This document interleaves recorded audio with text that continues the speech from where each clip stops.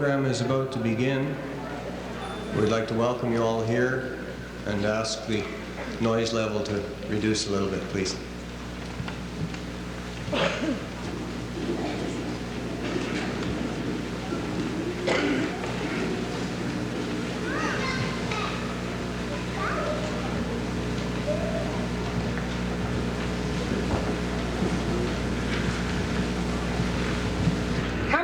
In your imaginations, and let us first begin our program with a tribute to the pioneers.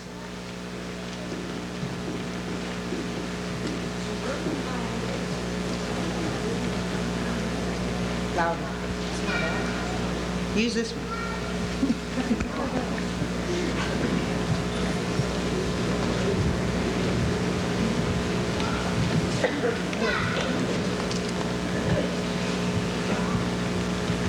To Birtle pioneers. An old pioneer in his rocking chair dozed in the afternoon sun. His mind went back to the clapboard shack and the spring of '91, when the wind would howl and the coyotes prowl, the porridge would turn to ice, when the only neighbors to share his labors were gophers and geese and mice. With a horse and a cow and a walking plow, he broke a steaming furrow. He calloused his hands on homestead lands, building for tomorrow. He grew good grain on the virgin plain and sang to the northern lights. He whistled a tune to the prairie moon as he fought the lonely nights. With binder twine he did right fine, mending his Sunday breeches, and he made it do to mend his shoe in great unfancy stitches. But life for him would have been quite grim without his Eastern bride, who shed some tears, but over the years stood faithfully by his side. She scrubbed and sewed, planted and mowed, making the place look cheery, with a yard or two of gingham blue and flowers from the prairie. She fed her kids from lard pail lids, baked for a threshing crew, and out in the field, her nose all peeled, tried stooking a sheaf or two. Past their modest shack, the railway track eventually came to run, and a telephone line in the year '09. Then an elevator shone in the sun. New homes and a school with their golden rule grew up on the prairie sod, where in '84 the open church door had invited the worship of God. Beneath the big sky, to the killdeer's cry, fair Birtle, thy history's told. Let the pioneers doze in their store-boughten clothes, their deeds will ever unfold. And when cattle are lowing, or the wind gently blowing the wild aster by the slough, may their spirits pass over to fields of green clover. Many thanks, old-timers, to you.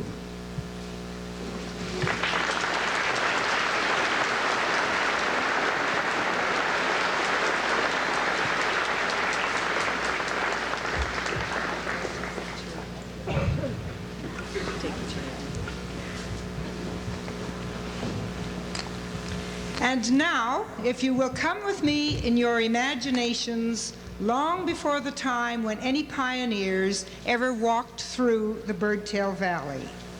Think back in time to a period when only the sound of the poplars shaking beside the brook, only the sound of the blue jays, of the meadowlark singing on the trees, and the robins in the treetops. The only sound of music was the sound made by the call of the birds or the sound of the winds in the grasses.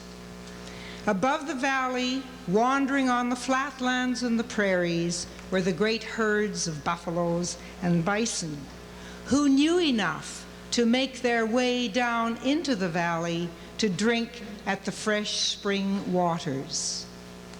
And there were, at that time before the white man came, only the native peoples who knew how to blend with nature and who followed the same trails down to drink at the fresh springs. Let us give tribute now, in poetry and song, to that time of our history before the white men came to the valley.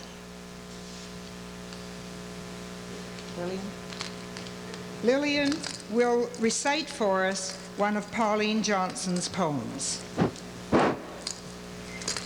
I am Ogista. I am she, the wife of him whose name breathes bravery and life and courage to the tribe that calls him chief. I am Ogista, his white star, and he is land and lake and sky and soul to me. Oh, how they hated him, those Huron braves, him who had flung their warriors into graves, him who had crushed them underneath his heel, whose arm was iron, whose heart was steel, to all save me, Ogista, chosen wife of my great Mohawk, white star of his life. Oh, how they hated him, and counseled long how to, oh, I'm so sorry, with subtle witchcraft, how to strike him where his pride was highest and his fame most fair. Their hearts grew weak as women at his name. They dared no warpath since my Mohawk came with ashen bow and flint and arrowhead to pierce their craven bodies. But their dead must be avenged. Avenged? They dare not face his fearless tomahawk. They dare not meet his deadly scalping knife. And so, I'm so sorry. And so they thought of me, his wife. Oh, evil, evil face of them they sent with evil Huron speech. Would I consent to take of wealth, be queen of all their tribe, have wanton ermine? Back I flung the bribe into their teeth and said, while I have life, know this, Ogista is the Mohawk's wife. Why, how we struggled. But their arms were strong. They threw me on their pony's back with thong round ankle, wrist, and shoulder. Then up leapt the one I hated most. His eye he swept over my misery, and sneering said, thus, fair Ogista, we avenge our dead. Ah, how we rode, rode as a sea wind chased, I bound with buckskin to his hated waist. He laughing, sneering, jeering, while he lashed that horse to foam, as on and on we dashed, plunging through creek and river, bush and trail. On we galloped like a northern gale, till last his distant Huron fires of flame we saw, and nearer, nearer still we came. I, bound behind him in the captive's place, scarcely could see the outline of his face. I smiled and laid my cheek against his back. Loose thou my hands, I said, this pace let slack. Forget we now that thou and I are foes. I love thee well and wish to clasp thee close. I like the courage of thine eye and brow. I like thee better than my Mohawk now. He cut cords. We ceased our maddened haste. I wound my arms around his tawny waist. One hand crept up the buckskin of his belt. His knife hilt in my burning palm I felt. One hand caressed his cheek. The other drew the weapon softly. I love you, I whispered, love you as my life. And buried in his back his scalping knife. Ha! How I rode as a sea wind chased, mad with sudden freedom, mad with haste. Back to my Mohawk and my home, I lashed that horse to foam as on and on we dashed, plunging through creek and river, bush and trail. On I galloped like a northern gale, till last my distant Mohawk fires a flame I saw, and nearer, nearer still I came. My hands all wet, stained with a life's red dye, but pure my soul, pure as those stars on high. My Mohawk's pure white star, oh, just as still am I.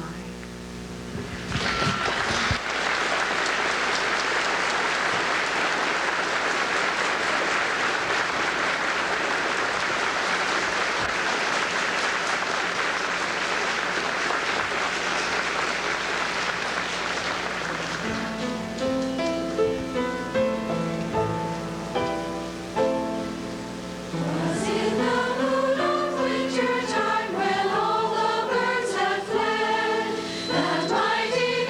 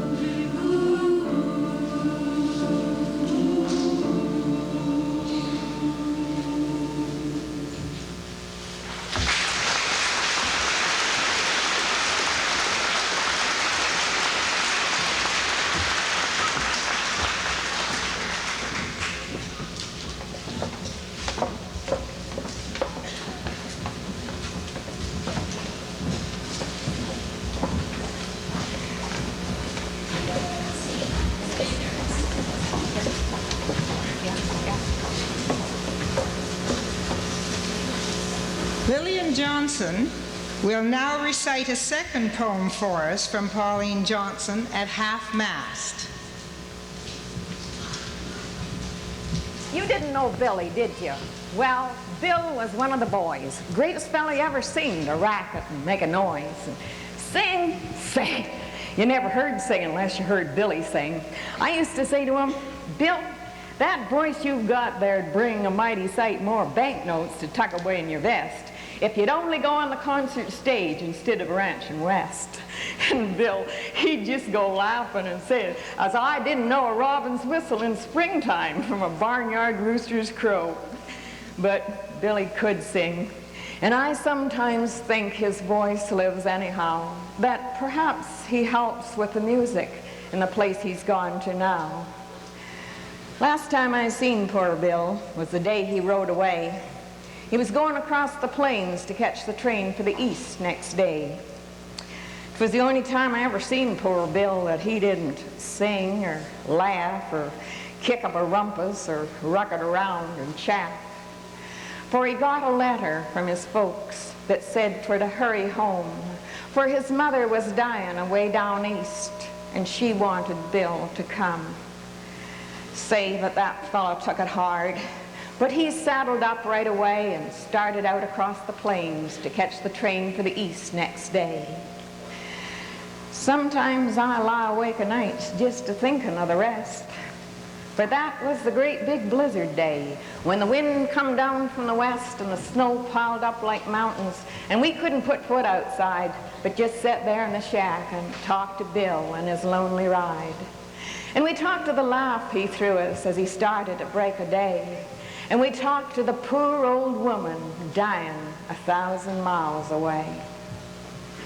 Well, Dan McConnell and I set out to search at the end of the week, for all of us fellows thought a lot that we darsn't speak. We'd been up the trail about 40 mile and was talking of turning back when Dan, well, he wouldn't give in. So we just kept right on to the railroad track.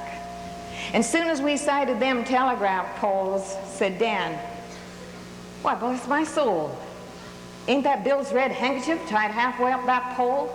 Yes, sir, there she was, a-flipping and a-flying in the wind.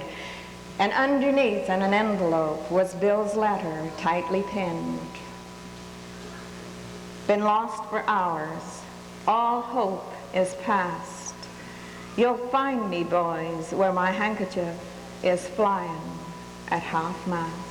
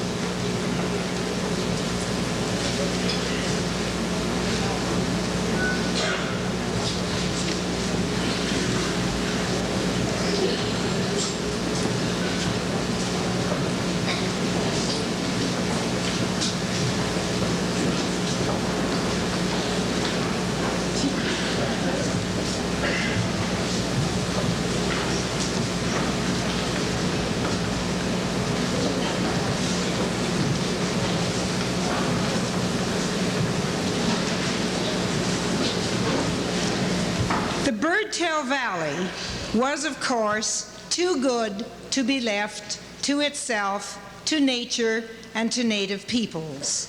As Canada developed in the eastern provinces, it was not long before the West began to open up. And this spot was so inviting that many settlers began to come in to this very area where Birtle is today. Ox carts, of course, could be rented in Winnipeg by settlers brave enough to venture farther west. And for those of you who were hooting with the hootenanny up on the Carleton Trail the other night, you'll know the route that those carts came. Some of the brave people who first settled in this area were Alfred Morton, John Richardson, and Andrew Bassett. Their journey westward ended here, and they agreed that a more beautiful valley for settlement simply could not be found. Alfred Morton was inspired to write a long poem. It was printed in the Eyewitness just a few weeks ago, but here are just a few of his lines. Beautiful valley, handwork of God, tree-clad thy slopes by pathway and road, shaded from heat of summer's bright sun, sheltered in winter when storm blasts are on. Soon many settlers followed. Some came by ox cart, some by the paddle wheel steamers on the Assiniboine River. The hard work of breaking the land and building homes began, and many hardships were endured. The cold of winter, the floods in the springtime, not to mention the mosquitoes throughout the summer. The Foxhorn Ladies Ensemble will remind us of our wonderful homeland.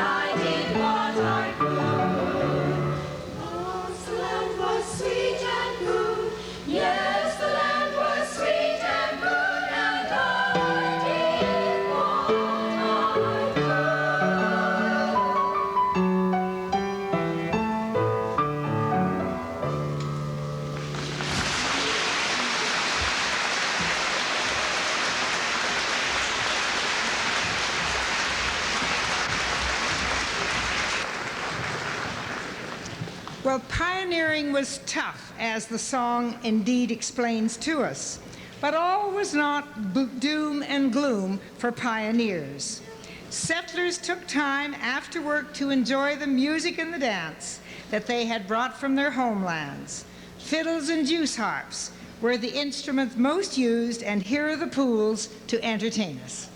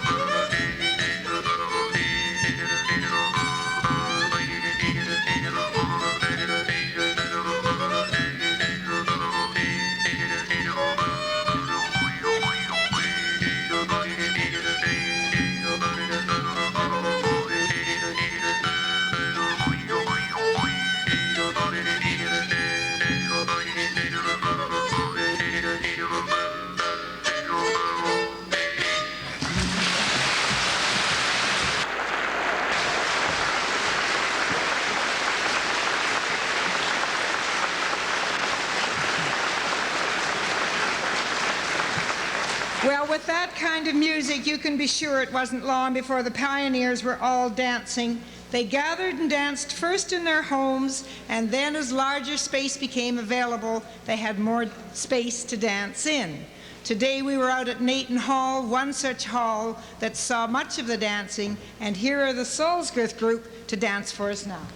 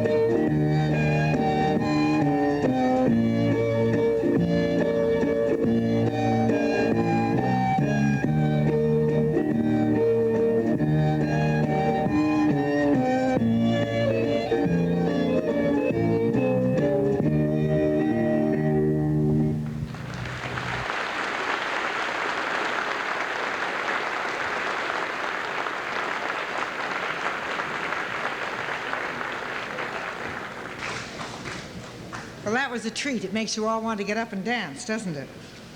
Now, it was not long in the history of this settlement that there came the laying of the steel.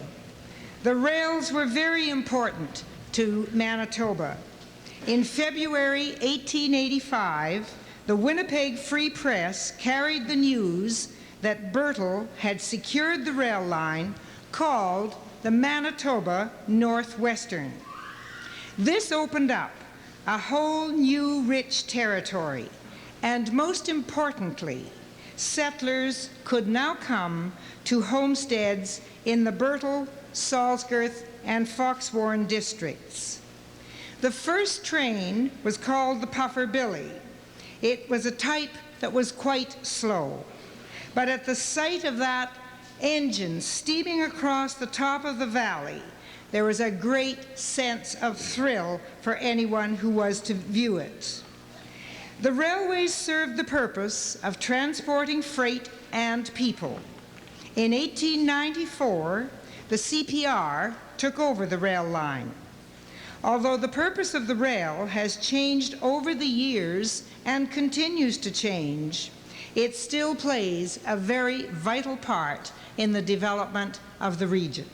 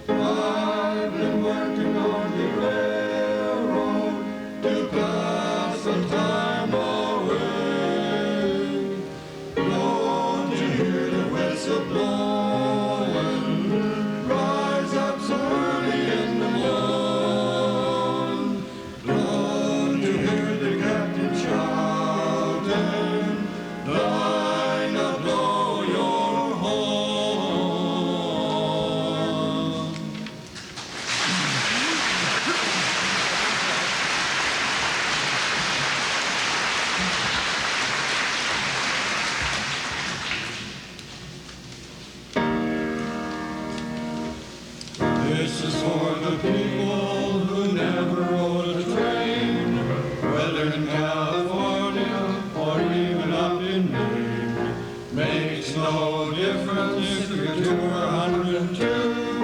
You'll get a treat when you order a seat on the old choo-choo. Down by the station early in the morning, see the little puffer bellies all in a row. See the station master turn the little handle, chug, chug, toot, toot, off we go. Down by the station early in the morning, see the little puffer bellies all in a row. See the station master turn the little handle, see the station master all in a row. Down by the station early in the morning, see the little puffer bellies all in a row. See the station master turn in a row. See the station master turn in a row. See the station master turn in a row. Chug the station master, off we go. Chug, chug, chug, chug, off we go. Down by the station early in the morning, see the little puffer bellies all in a row. See the station master turn the little handle, chug, chug, toot, toot, off we go.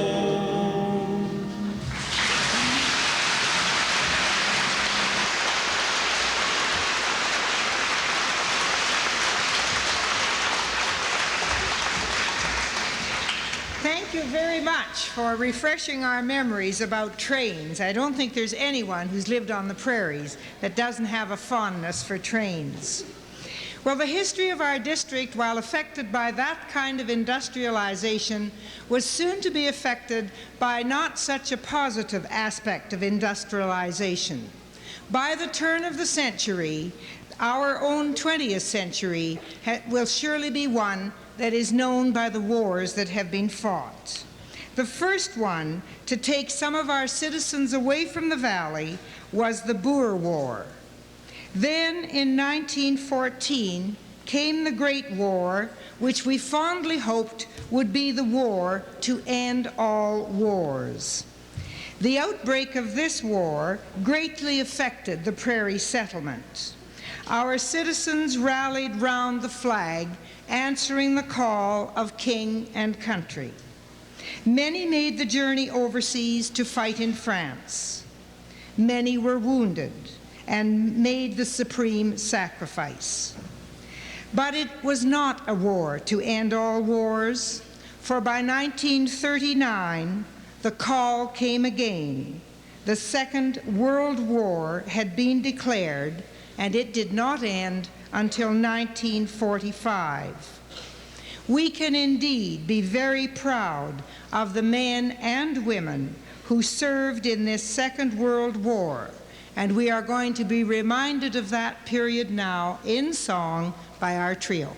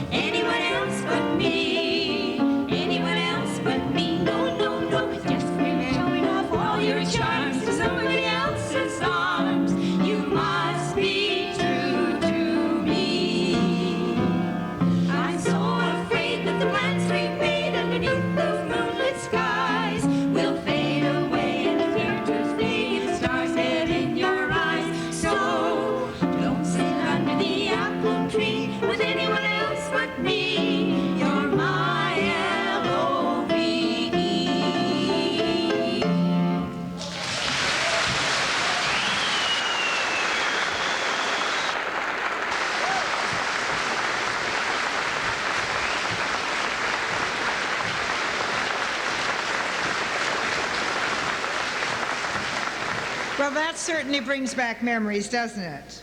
Now, after a war period, as is so often the way, after all of the discipline and all of the hardship, the period that follows is generally one where everybody breaks out and the lid is off. The period that followed the First World War was, of course, the period known as the Flapper Days. And for those of you who were in the auditorium this afternoon watching the fashion show, we had a very good illustration of what the flapper dress period was all about.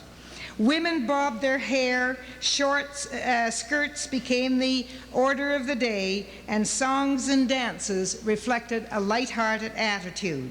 Perhaps a real effort to compensate for all the sadness of the war period. Well, we have some very young flappers here now to entertain us.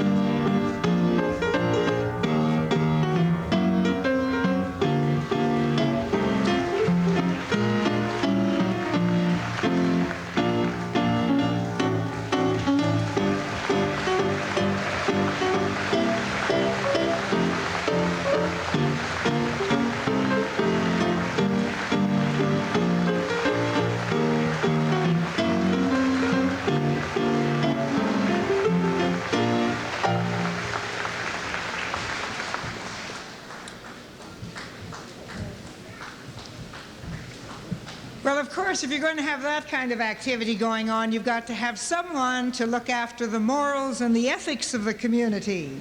Things must not get out of hand. And indeed, Birtle has always been very rich in its churches, which were established very early in the history of the settlement. In 1883, the Baptist United Church was established, and in 1884, St. George's Anglican. Both those churches have very recently celebrated their 100th anniversary. Some of the very early men of the ministry were Reverends George McDougall, McLean, Gordon, Cook, and Morton, to name only a very few. Birtle has been fortunate in its churches. It has a rich, rich heritage, and I think the ecumenical spirit began here long before it became a byword of our world society. We're going to end the first half of our program with a congregational hymn sing, and Florence is here to lead us. Turn to page 5, and we will start off with the church in the Wildwood. Following the singing of the 3 hymns, the offering will be received.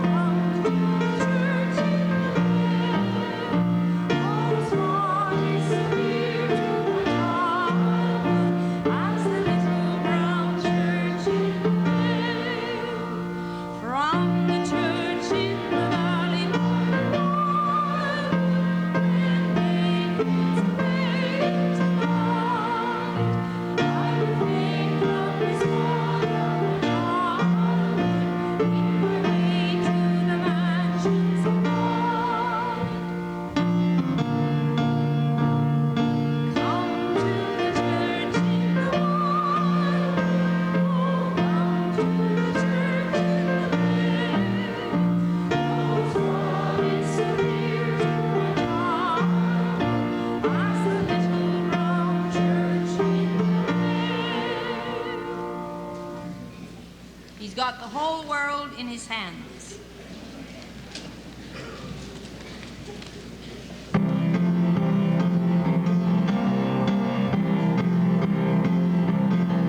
He's got the whole world in his hands. He's got the whole world in his hands. He's got the whole world in his hands. He's got the whole world in his hands. He's got the wind and the rain in his hands. He's got the wind and the rain in his hands. He's got the wind and the rain in his hands. He's got the whole world in his hands.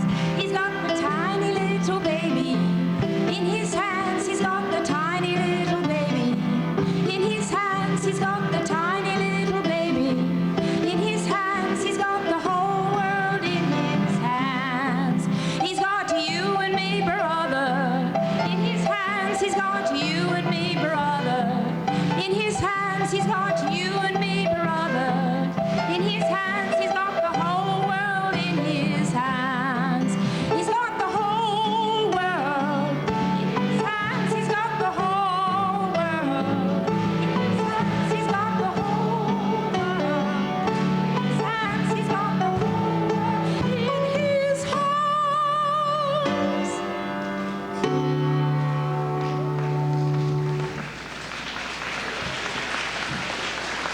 Now the last one is Thank You, Lord, and it's sung to the Edelweiss tune. I've got laryngitis.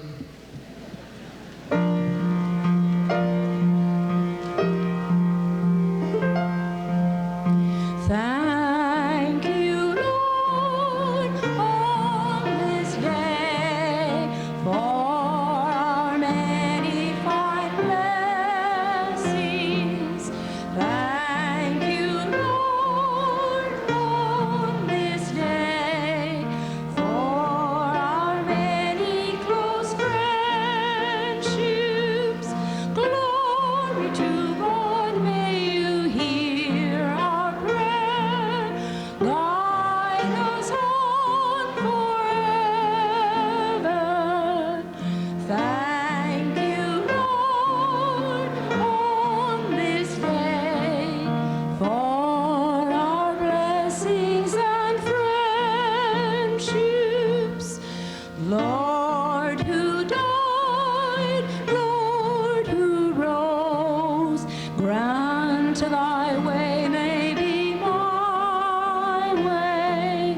Spirit of God, wind that blows, walk with us on the highway.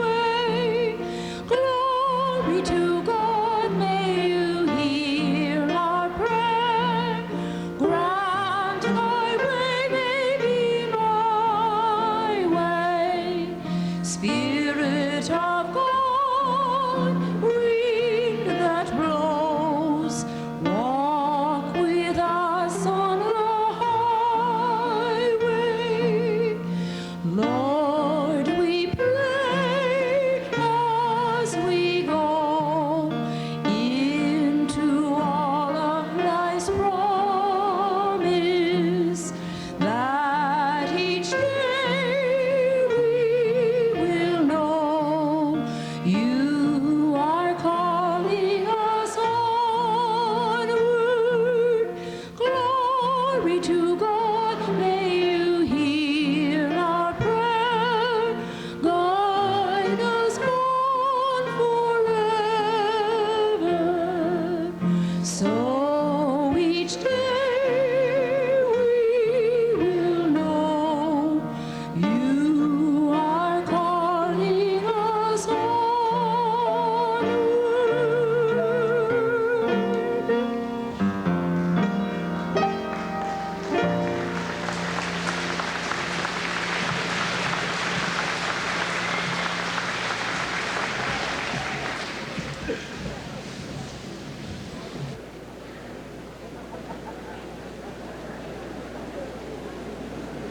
Ushers S.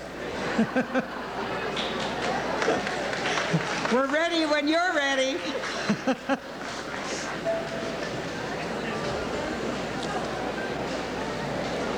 Could I ask that group back by the door over there, please, to come in and take your seats?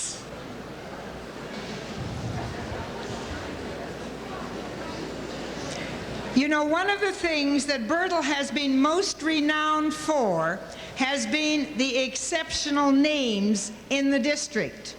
Who would know the names of every person who ever lived in this district better than our grand postman, Dick Spencer?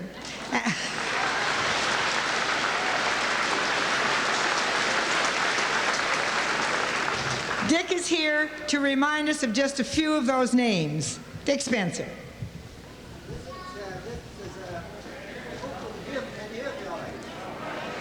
You want me closer or further away?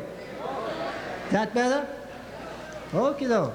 I've never spoken in one of these things before, but maybe we'll make it. It says, what's in the name? Well, what is in the name? There's really not too much in the name. It's just more or less what the name stands for. And here, in Mount Birtle, there's plenty really in a name. At one period of our time, we had the Dr. Head, and he served people, looked after the health of people by the name of Foot and Leg and Bone. And Mr. Leg used to often say he just hated going downtown for his mail. because they seemed to always meet Mrs. Foot. And it sounded so silly when he said, "Good morning, Mrs. Foot," and she said, "Good morning, Mr. Leg."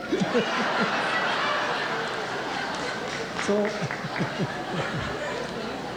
then we had a English family here by the name of Ireland. And we also had an Irish family by the name of English. Now you would think that the English and the Irish, the way things are now, wouldn't get along very good. But that wasn't the case in Birtle at all. Everybody got along very good in Birtle, even the English and the Irish. And for that matter, as you all know, I am of English descent and my wife's of Irish descent, and we've managed pretty good.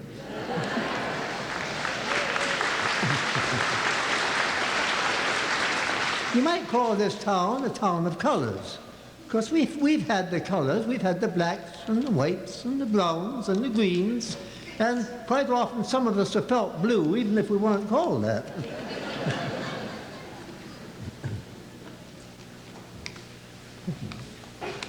Strictly, a lot of this is for the birds. Yes, and we had birds too.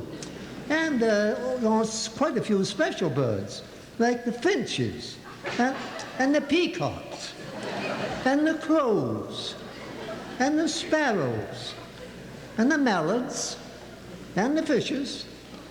And these birds, of course, these birds all lived here, and they made their nests in the hills, and the dales, and the bowers, and the coulees, and the leas, and the marshes, the meadows, and the mountains.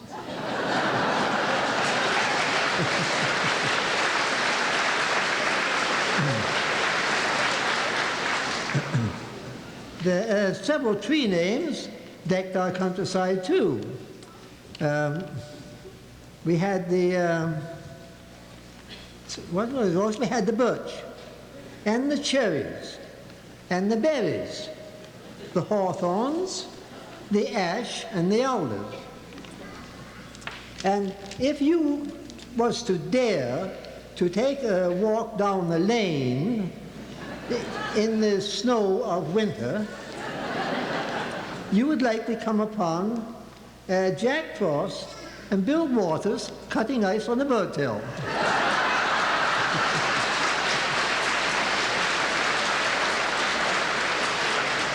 Now, I know, I'm quite sure, I don't think there could be any other place in the world where you'd find that. We all know that frost and water make ice, everybody knows that. But to find two men in the same town making their living in the winter by making ice, I think that's really a novelty, that is.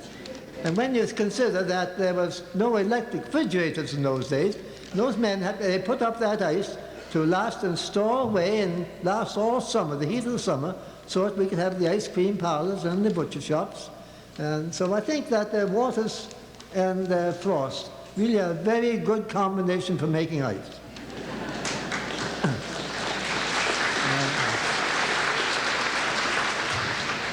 If you I've lost myself. Oh yes, but in the wintertime, by the bird tail, when they're making ice, you wouldn't find any pools for the salmon or the pike. A honey of a car is a Dodge, and you might find, driving those cars, you would find all kinds of people, such as bakers, and butlers, and butchers, and barbers, and barkers, and workmen, all of them. And, oh yes, and shepherds, and parsons. They of course, they're workmen too. I don't mean that they're not workmen. But besides workmen, we had wise men, and we had free men, and we had lawmen. And the names go on and on that way. But then we had some very lovely, some very friendly, endearing people. Their names, such as Dear Love, and Darling, and Sweet. And we could put honey in with that too. So a town with such lovely, friendly names as those must be a wonderful place. But then, or to offset that, we had the haters. And we had the guns, and the bowmen, and the archers. They're not quite so friendly, some of those people. So I can't think of any other names just at present now, and I haven't got any more written down here. But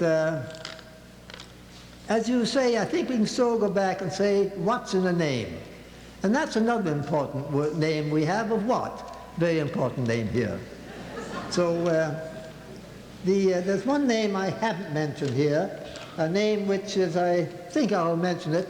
It represents a person who is very honest and likes to see that they're very generous and honest in their dealings. They never try to put anything over on you. You always see you get full measure. And that party's name is our commentator, where's he gone? Fulton. You get a full ton. You got a full ton for everything you give. Thank you.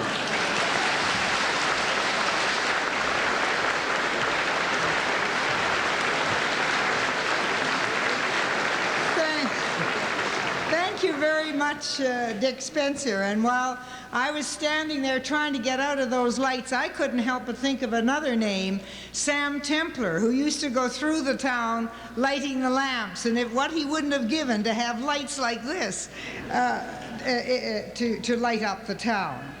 Well, now we have the Coolie Orchestra from the Coolies out Burdett Way to entertain us.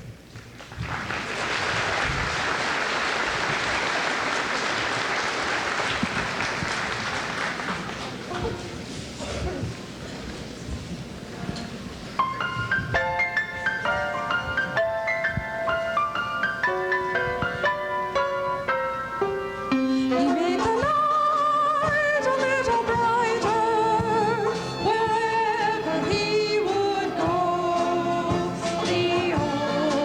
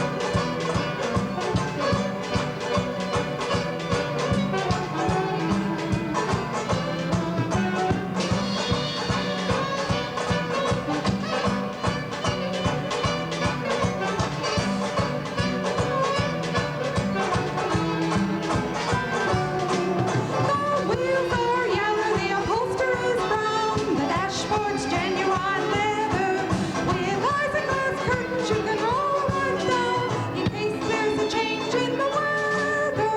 Two bird-side hats, Fulton and Duncan, ain't no finer rig, I'm a-thinking. You can keep your rig if you're thinking that I care to swap for that shiny little Surrey with the fringe on the top. That shiny little Surrey with the fringe on the top.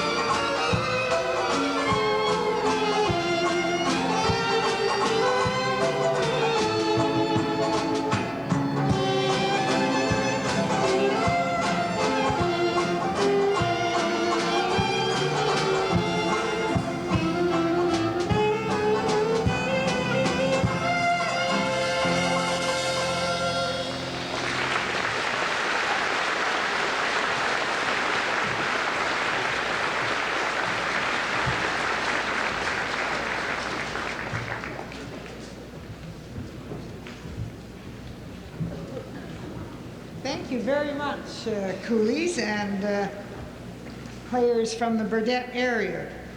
Well, school, of course, was one of the big things in all of our lives, and that's why we're all back here for this wonderful Centennial celebration to remind ourselves and to renew acquaintances with all of our school friends. It would be impossible to give any kind of a history of the schools in Birtle or to mention all of the marvelous teachers that we had during our school days from the beginning of the establishment of the town. Certainly, schools were hallowed halls of learning. They were also places where a lot of nonsense went on. There are some of us, I think, who have a few memories we just as soon wipe out of our minds. I've been fortunate since coming home to meet one of my teachers, and I thought I spotted her right down here. Iola Cartmel, where are you? Stand up, Iola, I'm sure.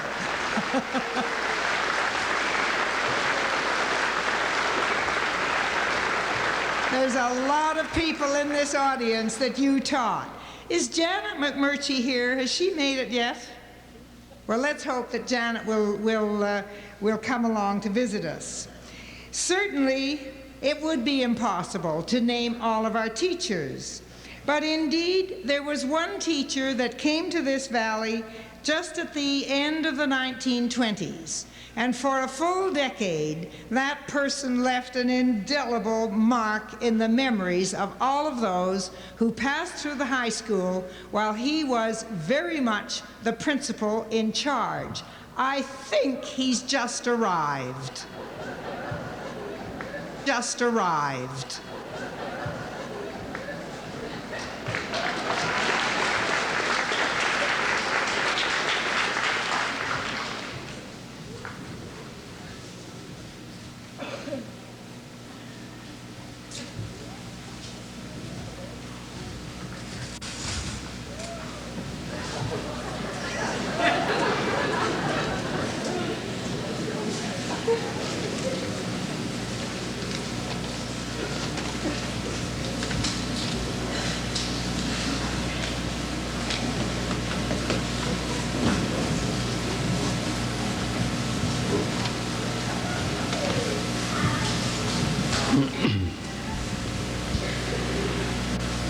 A few years back, when the earth was young, still damp behind the ears, we trudged to school with heads that hung, and some of us still knew tears. And we stored some data in memory banks to serve us in later years. Archie and Roy were ones who walked. No van passed by their gate. And Fred, who was never there on time, forever reliably late, and Orville, or Scabs, whichever you please, he was lost in a sea of hate. There was Norman Robson, master of math, who wouldn't let Marjorie go, along with the boys from the farms to see the steers at the fat stock show,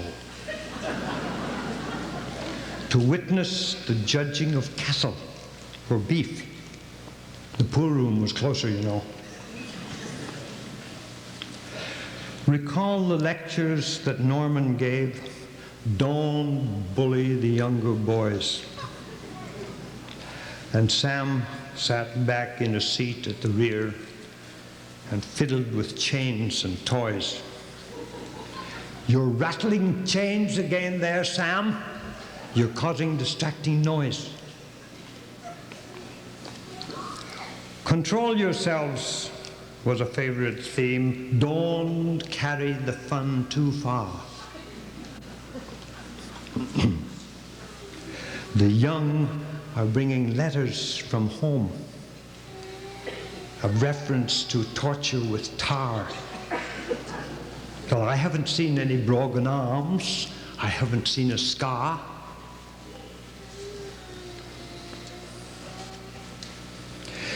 He spoke at length on character strength till it seeped into each nodding dome, discussed engraving a whole afternoon till attention started to roam.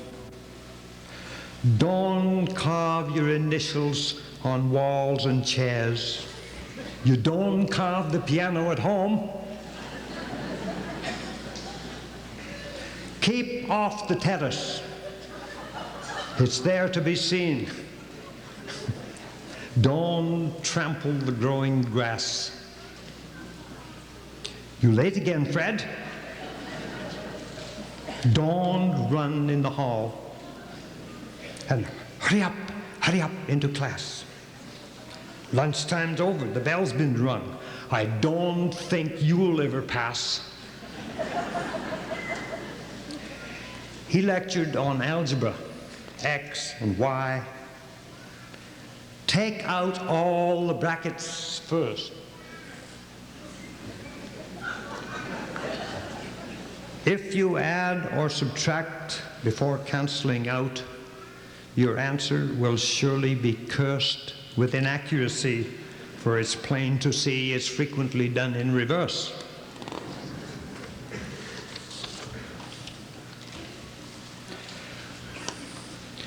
He discussed all the theorems Euclid set down. It's now called geometry. You must first draw an arc with dividers and mark the bisector of angle B at the point where it crosses the arc, of course, and intersects C at D. If a triangle has perpendicular sides and you square the hypotenuse, then it will equal the squares of the other two sides if you add them together again. And if the cosine is divided by sine, cotangent is what will remain. He read from Shakespeare, quoted Macbeth, King Lear, and Taming the Shrew, recited poetry word for word, a difficult thing to do. He knew how Horatius defended the bridge, and remembered Herminius too. He told of Jacques Cartier, explorer of note, who sailed from St. Malo away to discover a coast that some Easterners boast is there to this very day.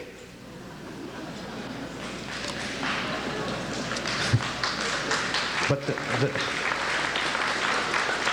the Northwest Passage eluded them all. Henry Hudson was lost in the bay. Did La Vérendrye have only sons? Were they legitimate 3? Did Groseilliers have a case of nerves? Was Louis Riel part Cree? And Father Jogues, were they all just rogues masquerading as history? The Iroquois, then, 5 terrible tribes.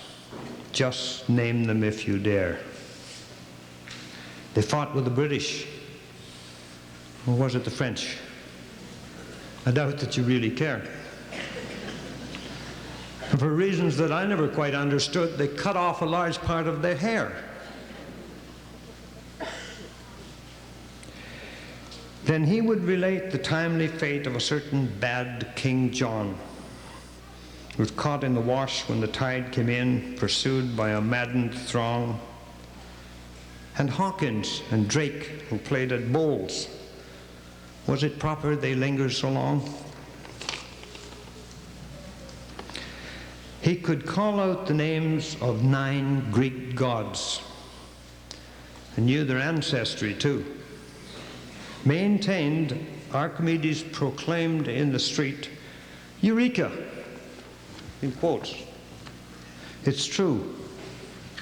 A body immersed in a fluid will sink. I wonder what else it could do. Hippocrates, father of medicine, he said, had studied at Naples and Rome to discover a means of arranging the genes to discourage a balding dome. And Herodotus, father of history, sat contriving his lectures at home. Now, not just a few heard well his words, and several have earned a degree with letters after their names instead of in front where they ought to be. Dedication and logic were things he taught, a little rubbed off on me. It's good to remember the way it was, remember the fun and the pain, and now we debate racism and hate and check the stock market for gain. If I knew some rhyme to turn back time, I'd attend all those lectures again. Thank you.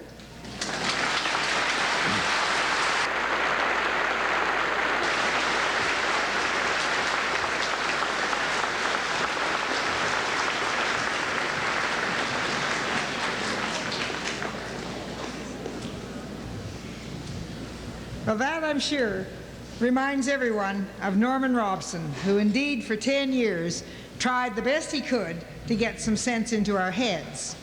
He also taught us some music, and he also participated in some of the dramatic productions that went on. And indeed, drama was an important aspect of all our growing up. Birtle has had a long tradition in theater. A clipping from a 1917 newspaper noted that Birtle Dramatic Society raised a large amount of money for patriotic relief. The picture accompanying the article shows Percy Walton, Sybil Cartwright, Eddie Aiken, Miss E. McGilvery, Jack Cartwright, Miss Nell Watt, Howard Haynes, and Mrs. Haynes. In later years, a small group competed for the Manitoba Drama Society Shield with their production of the play Early Ohias and Rhode Island Reds. Foxbourne District also was well known for its productions of HMS Pinafore and Windmill of Holland. And who could ever forget, in those early days, the Chautauqua? What a thrill of excitement there was when the large brown tent was raised over on the vacant lot that used to be across from the Blue School. And some of the music that came out of the Chautauqua will never be forgotten. Here we are to be reminded of it.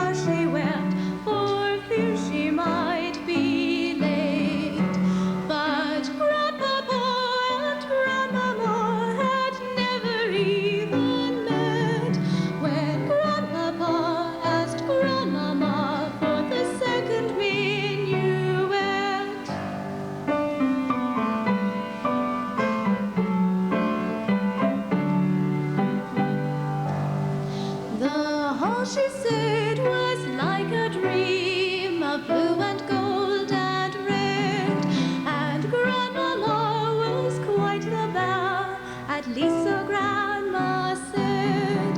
And all the men were very smart in coats of every hue, but one, the fairest of them all, was dressed in palest blue. And Grandpapa and Grandmama had never even met, when Grandpapa asked Grandmama for the second minuet.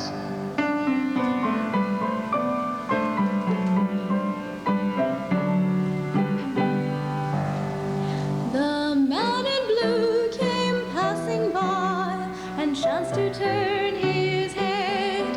He fell at once in love with her, at least so Grandma said. And that is all about the ball that I do tell you dare, 'cause Grandpapa and Grandmama are sitting over there. And Grandpapa and Grandmama had never really met, when Grandpapa kissed Grandmama in the second minuet.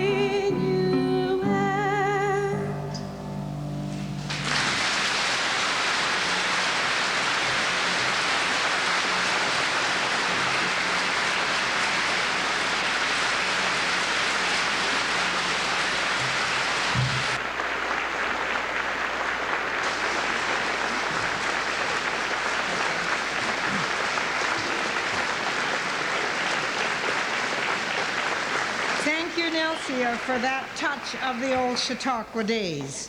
Birtle, of course, has always been rich in its musical tradition, and a very great part of that tradition has been the brass bands that have been a vital part of the entertainment over the years. You will all remember the names of Bill Knowles, Reuben Olson, and Arnie Christensen, some of the leaders that we will never forget. The dance bands of Buck Haymakers, Ole's Rhythmaires, and of course, a sophistication that was most exciting for the Valley, Birtle's Excelsior Dance Band. They provided hours of pleasure for those who attended the box socials, the whist drives, the pie socials, Saturday night jitneys. Well, that sweet sound is going to be recorded for us with our group on stage now.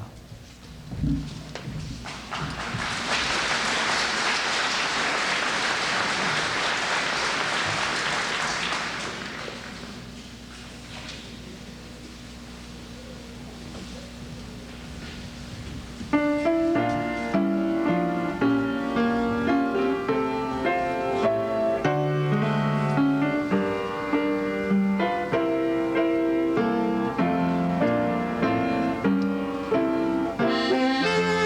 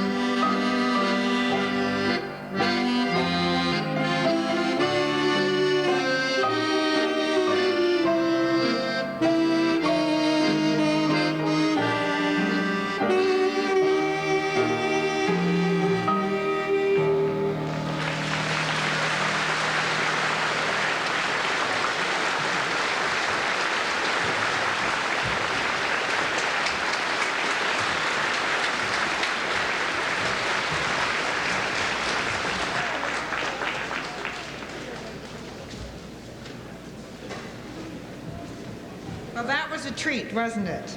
And now we're...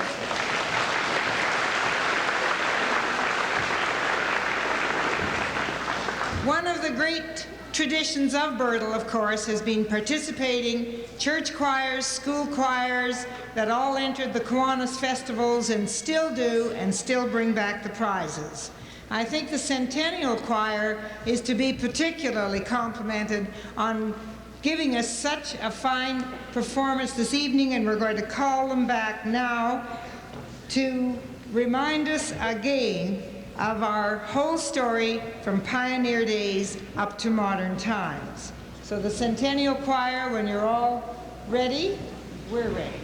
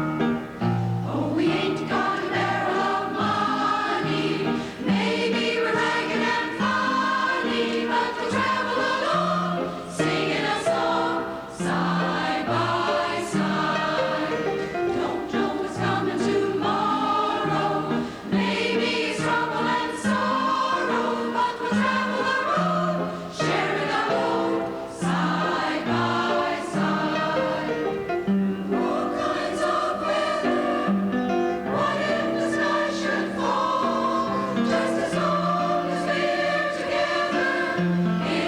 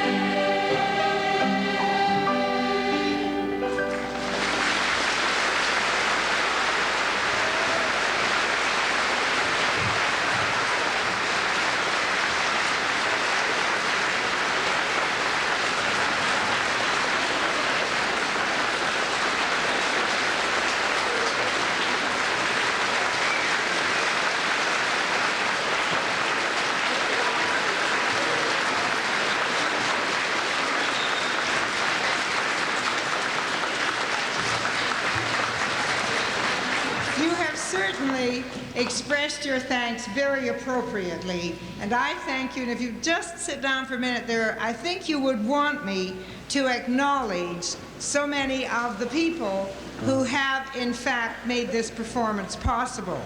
Now, you have your souvenir programs, and most of them are listed there, so I'm not going to go through the program. You might be interested to know, if you haven't already noticed, that the first song that the choir sang in this second group, the Birtle Centennial song, was composed by a Birtle girl, Cheryl Leggett, daughter of Frank and Frances Leggett.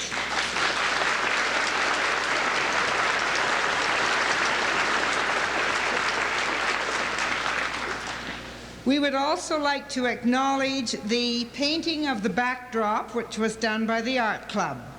A special thanks to the Russell Arena Committee, who lent us the stage that we're standing on. The lighting, which has been so effective, has been done by Ron Samchuk. And our organizing committee was headed by Betty Cochran.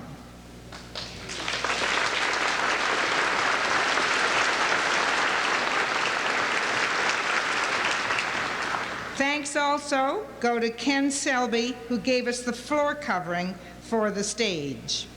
And I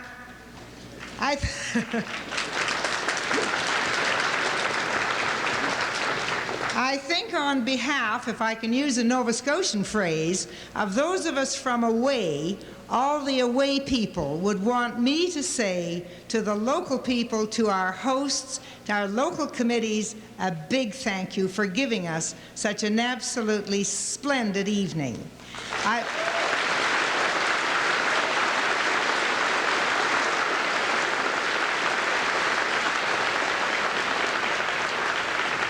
Another behind-the-scenes person who has worked very hard, I'm going to ask to come forward to make a few announcements. Garry Workman, where are you?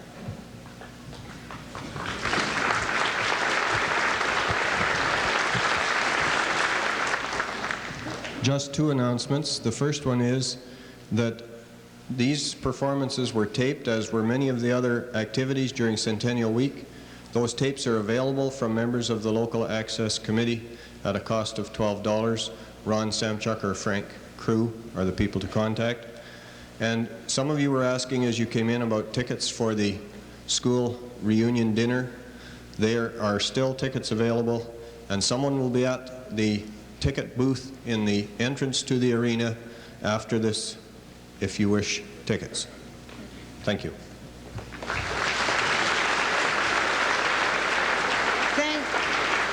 Thank you, Garry. Now remember, when you go over to register at the school, don't walk on the terrace. Do keep off the terrace.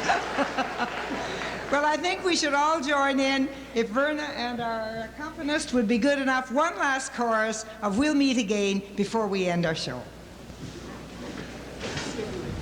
And all join in.